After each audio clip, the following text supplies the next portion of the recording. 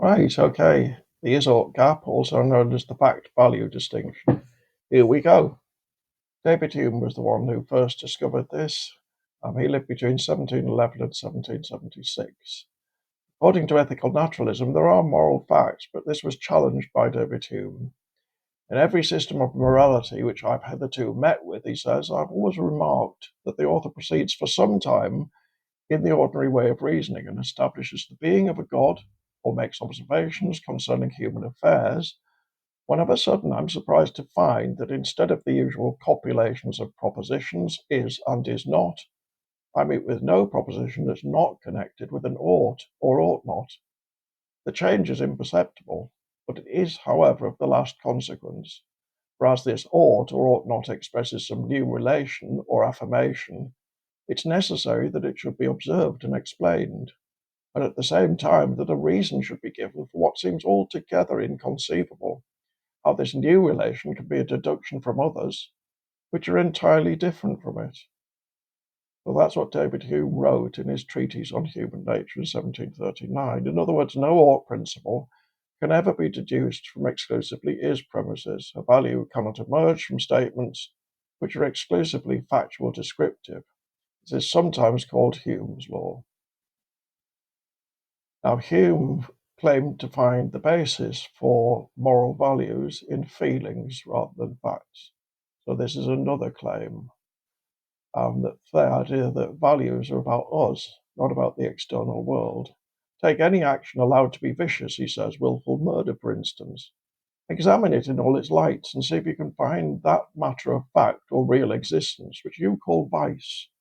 In whichever way you take it, you find only certain passions, motives, volitions, and thoughts.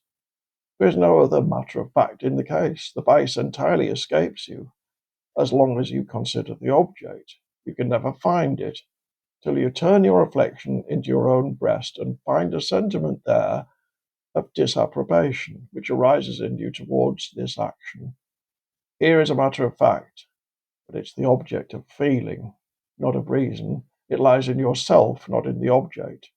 So that when you pronounce any action or character to be vicious, you mean nothing but that from the constitution of your nature you have a feeling of sentiment or blame from the contemplation of it. So that's Hume's treatise on human nature again. Now then, there are two claims there. Hume's making two logically distinct points, and he runs them together slightly. Firstly is moral values cannot be derived from facts. That's the is-ought gap. And the second claim is that moral values are the products of our feelings. Notice that one's purely negative, it says what's not the case. Two says what allegedly is the case. But it's logically possible for one to be true and two false. The problem with the is-ought gap is contained entirely in one.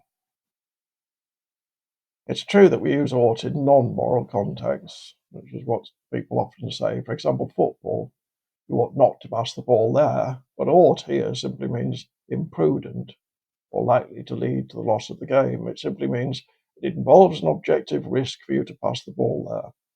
Hence, the ought in this case and in other similar cases is really an is statement in disguise.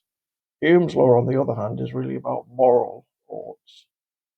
Now then, we've come now to John Searle, 1932 to the present, and he devised a more serious challenge to Hume's law. He claimed in an essay called How to Derive an Ought from an Is, to be able to derive an ought from an is in 5 steps. And these are the steps. This is the first one, beginning with a fact.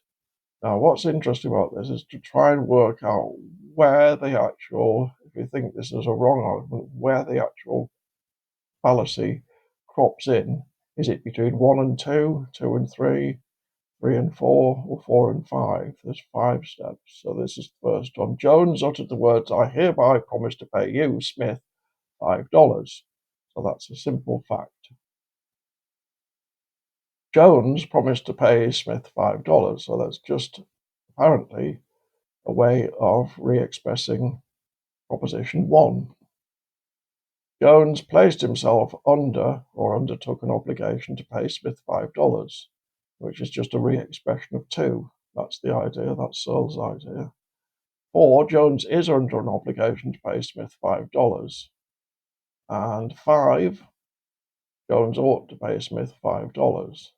Surely 5 is just a re-expression of 4, but 5 is a value. And if each one's just a re-expression of the other, then we've gone from a fact to a value. We've derived an ought from an is. Now then, according to the moral philosopher J.L. Mackie, 1917 to 1981, who didn't accept Searle's argument, this attempt to validate the obligation of a promise is circular. We have to assume that Jones ought to fulfill his commitment to the promising institution before we can establish in this way his obligation to keep his promise to Smith. And is that a problem? Well, it's difficult to say, really. Because in response to this sort of criticism, Searle has tried to develop a notion of institutional facts, things like money and expertise, two different areas of facts embedded in socially established values. The problem with this may be that Hume didn't think that facts cannot be derived from values. Obviously they can. From the man in red ought to step out, we can deduce that there is a man in red. Perhaps. Another problem may have to do with levels of abstraction. Money is a fact, yes, but can anyone say for a fact, for example, what a particular shirt is worth in monetary terms? Expertise is a fact, but the worth of any particular expert in a certain situation may be open to question. What if item number 1 in Searle's list had been, Smith uttered the words, "I hereby promise to torture small babies"?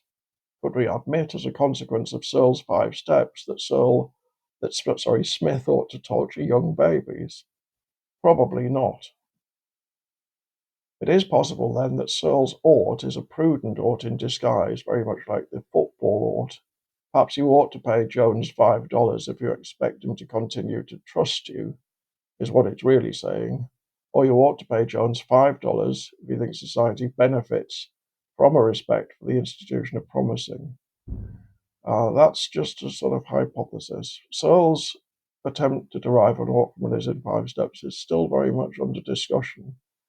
So it's not as if the subject's closed, and some people accept that he may well have a point.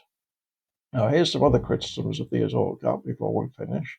If moral realism, including ethical naturalism, is true, then the is-ought gap cannot stand, so it's worth playing the two off against each other in any attempt to produce an evaluative argument concerning the is-ought gap. So moral realism is covered elsewhere in the course, and I've covered it in a separate video.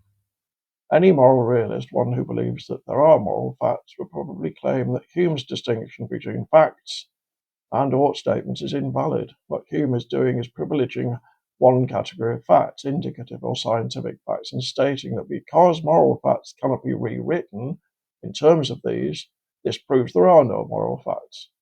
But this is just a mistake, so a moral realist would say anyway. For a variety of reasons, the facts of carpentry cannot be rewritten in terms of the laws of physics, but it doesn't mean there are no facts of carpentry. I'll leave you to decide what you think of that. But that's the is-ought gap, and it's still quite an interesting problem today. And I think some people would say it's certainly true. Anyway, thanks for watching.